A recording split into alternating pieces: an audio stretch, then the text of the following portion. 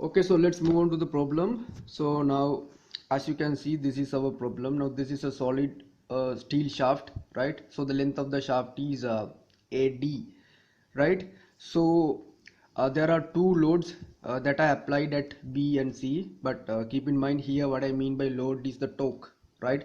So two torques are applied at B and C along the same, as you can see, along the same direction, 2 kilonewton meter and 1.5 kilonewton meter. So those are the two applied loads, and then this shaft member is freely rotating at this bearing D, as you can see, right? And so then finally this shaft is connected to a gearbox which is located at A, because now this is the simple sketch. So solid steel shaft, AD of length, and the entire shaft is rotating freely around this point D on a bearing, right? And then two loads that are applied at B and C, two torques, 2 kilonewton meter and 1.5 in the same direction. So then what we have to find is, so we have to find the maximum shear stress, right? The maximum shear stress in between each of these parts. So now, as you can see, basically there are one, two, three. Okay, there are three parts. You can see this section and this section and this section. Okay, so what are the other details? So the distance between this gearbox connecting point up to the mid of this section, actually this is the mid, okay, up to the mid of B is 0.5 meters, and then up to the mid of up to the mid section of this C, that is 0.6 meters. That means I am simply talking about these lengths, 0.5 meters, 0.6 meters and 0.5 meters, because we need these lengths, right? So I hope this is clear. And then the diameter of the shaft is 70 millimeter, okay, because the diameter throughout the shaft, that is the same, because this is a same solid shaft. Okay, so now let's see maximum shear stress in between each of the sections. So now let's say this is section AB, this is section BC, this is section CD. Okay, so now let's consider TAB. Now TAB is the section between this component and that component, so we call it TAB, right? Okay, so now let's see how to obtain the answer. So now this shaft is rotating at D, right? Okay, because now this entire shaft is freely rotating around this bearing which is at D. So now when you start considering from your, what is this side, this right hand side, okay, so now when you start considering from your right right hand side, you can say what are the loads that are applied under this section. Just consider the loads that are applied from here to here. Are there any loads? I will tell again. Consider what are the loads that are applied from here to here. Is there any load which is applied here? No, no, no, no, no, no, no, no, no, right? That means from here to here, you can see there is no any sort of a load that is applied, right? So from here to here, no load, that means actually no torque. So that means in section C to D, there is no any sort of a load, okay, right?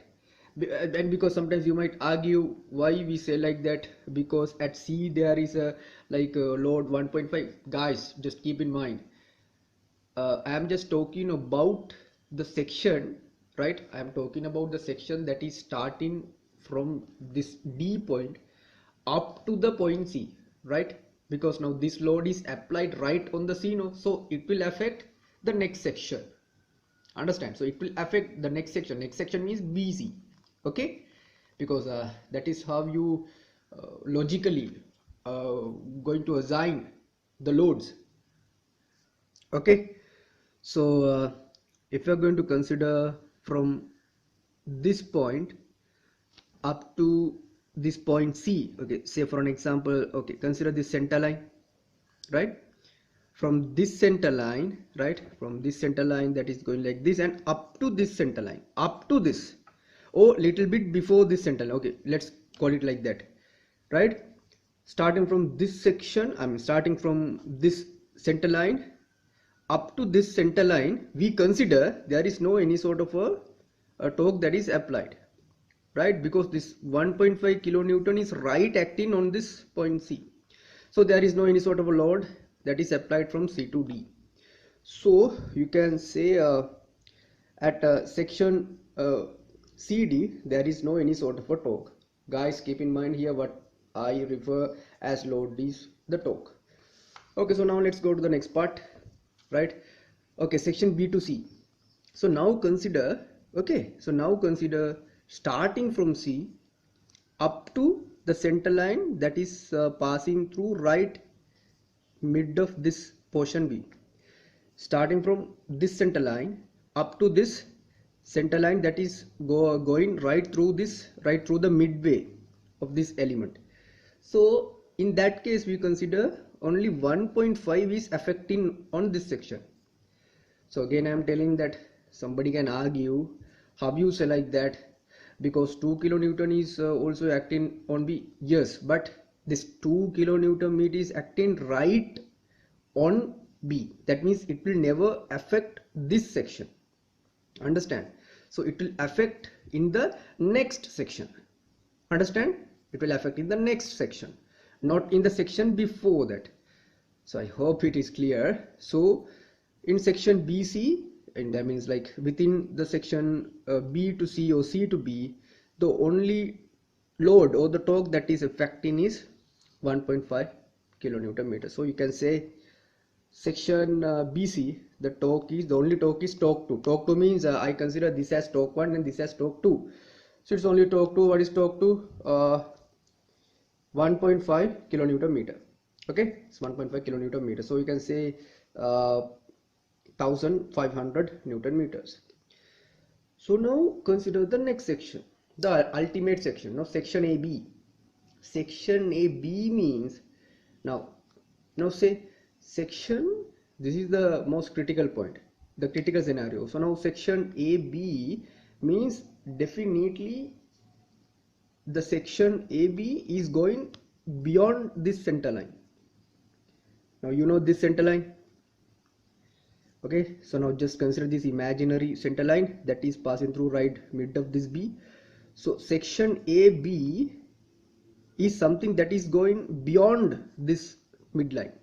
So that means to section AB, this torque is also affecting and also this torque is also affecting, and both are acting in the same direction. So now you can say the section AB is affected by torque 1 and torque 2 both, right?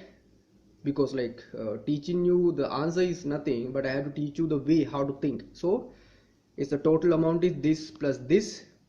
Okay, so it's 3.5 kilonewton meter, that means 3500 newton meter. So that's it.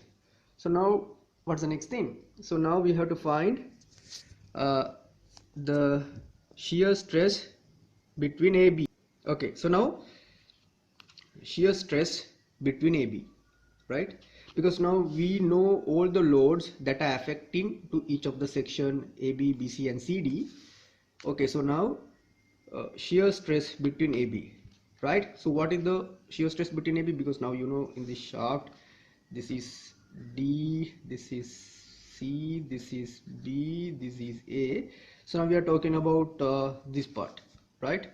A, B, C, D. Okay, so what is the shear stress that affects up to the section AB? How we get that is 16 torque divided by 5D cube, right? Because that is the formula. The formula is 16T divided by pi D cube. Okay, so what is D? That is the diameter of the shaft. Okay, then what is T? T is the torque that is affecting in that region. So 16 torque of AB divided by pi D cube. So and for section BC, 16 TBC, because the torque affecting up to this region. Okay, 16 torque affecting up to this region divided by pi d cube. So you can see, and guys, also be very careful about the units. Okay, that is a very critical point. So the torque is in Newton meter. So if you are putting the torque in Newton meter, be very careful. You have to put the diameter in meter, because units must be standard. So you can find the shear stress, not only shear stress, that is the maximum shear stress. So you can find the shear stress between AB, and you can find the shear stress between BZ, but not between that, among BZ, right? And also it's nothing. You can also find shear stress between CD. That means this last portion CD. But in case there is no any sort of shear stress, because as according to our logic, there is no any sort of a load that is going to apply, so shear stress at CD will be 0. Okay, and for shear, but you can find a value for the shear stresses at section AB and BC. So if you carefully put values, right, these are the answers that you can obtain.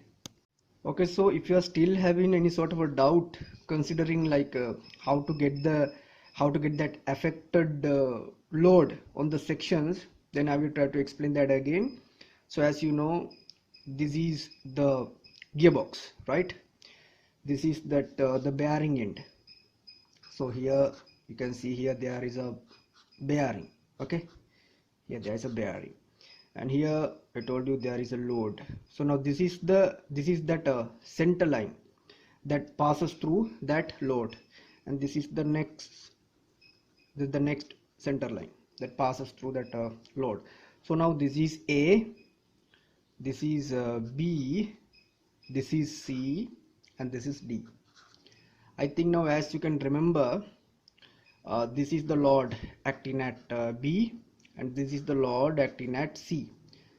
Actually load is actually it is a torque. Okay, so I think, as you can remember, according to our problem, what are the loads? I think it is 2 kilonewton meter at here, and then 1.5 kilonewton meter there. Okay, so now the fact is, okay, so now if you're going to consider this particular region, okay, now I'm talking about this region. Okay, I'm talking about this region. Here also I'm going to consider that the center line that passes through that particular section point. So now if you are going to consider this region, right, if the respected region, or if the length of that particular respected region is more than the point where the load is acting. So actually now, what is the point where 1.5 kilonewton meter is acting? So this is that particular point. Okay, so this is that point where this 1.5 kilonewton meter load is acting. So if the length of that particular section, what is the length of that particular section? It is this one. I think, as according to your problem, I think it must be 0.5 meters, right? So if the length is more than, or if that length is exceeding that load, length exceeding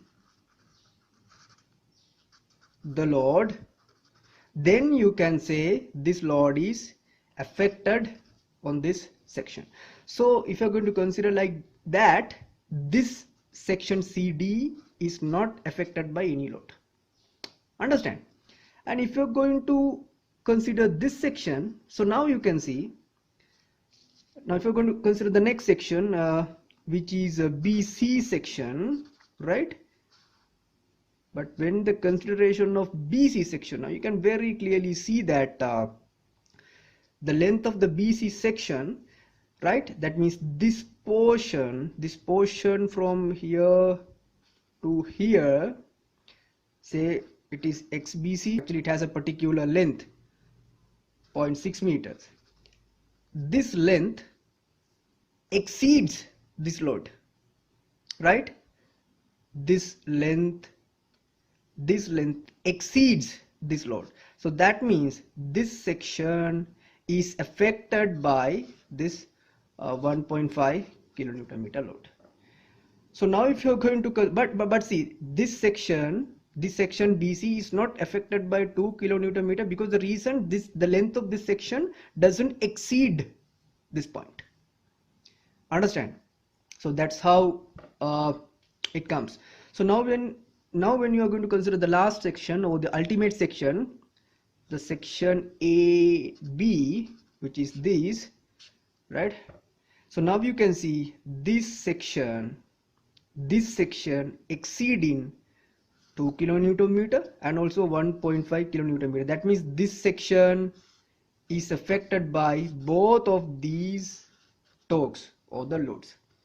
So that's how the scenario happens. I think now it is even more clear, right? Because you have to find the affected torque for each of the section. Affected torque for the section AB, both the torques. What are both the torques? That means 2 kilonewton meter and 1.5 kilonewton meter. And for the torque affected for the section BC, that will be only 1.5 kilonewton meter load. To section TCD, no torque. Okay, so it is not affected by any sort of a load. I think now the scenario is much clear to you. Okay, so now we are moving to the next part, where we have to find the angle of twist at the location or at the point D. Okay, before that I will again give a brief explanation about the diagram again. Actually, in this case, at the end A, it is connected to the gearbox, or in other words, this is the output side. Okay, so the total shaft length is AD, having a shaft diameter of I think it is 70 millimeters. So now A is actually a gearbox, so because finally the power is transmitted to the gearbox, and also this shaft is rotating on the bearing that is fixed at the location D. So, and also when you are going to consider the distances, or when you are going to consider the sections, just keep that in your mind. Actually in here you are going to consider the midway, right? So actually you are going to consider the center line that passes through that bearing. Okay, so because now that's how the diagram is actually given, right? So in some cases, there can be some cases where you will not get the diagram. So but anyhow, be very careful when you are going to consider the diagram, or like when you are going to consider the section, always it must be the distance between the center lines. So this is the center line that passes through the bearing, and this is the center line that passes through the load. Actually here there is a load acting in one particular direction, that is what we call 1.5 kilonewton meter, and here also there is a load acting. Keep in mind that load is acting in the same direction, because here also the direction is same and here also the direction is same. So what is the load that is acting here? That is 2 kilonewton meter, because you know these stuffs, actually already you know. So what is the distance between these two center lines? It is 0.5 meters. And if you're going to consider this section, the distance between these two center lines, how much is it? That is 0.6 meters. And for this case, keep in mind, in consideration of this, you are not going to consider any midline passes through that. You are just going to consider the outer surface, because now this is that outer surface. Okay, so that the difference between the distance between this outer surface and the center line that passes through B. So what is this length? It is 0.5. Is that 0.5 or 0.6? No, it's 0.5. It's 0.5 meters. Okay, right. So this shaft is rotating on the bearing that is fixed at D. So now we are going to find the angle of twist at D, right? So we can call it angle of twist theta D. Okay, so now we are going to find that theta D, because in the previous sessions I clearly told you now how to select the torque that is affecting on that particular region, right? Because it is really very important to have a very clear idea about the torque that is affecting on each and every section. So now this is the formula: 1 over Gj into TALB, torque in that section into length, because I already explained that. It's easy, but here you don't need to worry about this part, TCD into LCD, because already there is a length for LCD, but there is no torque that is affecting for the section CD, right? Because there is no any load, that's 0, right? That means 0 kilonewton meter, right? So now this is something like a series, right? Because if I told directly about that series at the first, sometimes you might not understand. So now I will tell you that particular series is actually, it is 1 divided by Gj, right? Then you can say sigma notation, I equals 1 to I equals the total number of sections into Ti, that means the total affecting torque on that particular section, into, right, the length of that section, right, Ti Li. So that's the series. So if you carefully apply the values, you can get the values like this, but be careful, right? Be very careful, guys. Here G, because I think, as you can remember, in consideration of the calculation, all the values we considered in, you know, the standard units. Here the torque also we considered in the standard unit, because what is TAB, as you can remember, I think that is 3.5 kilonewton meters.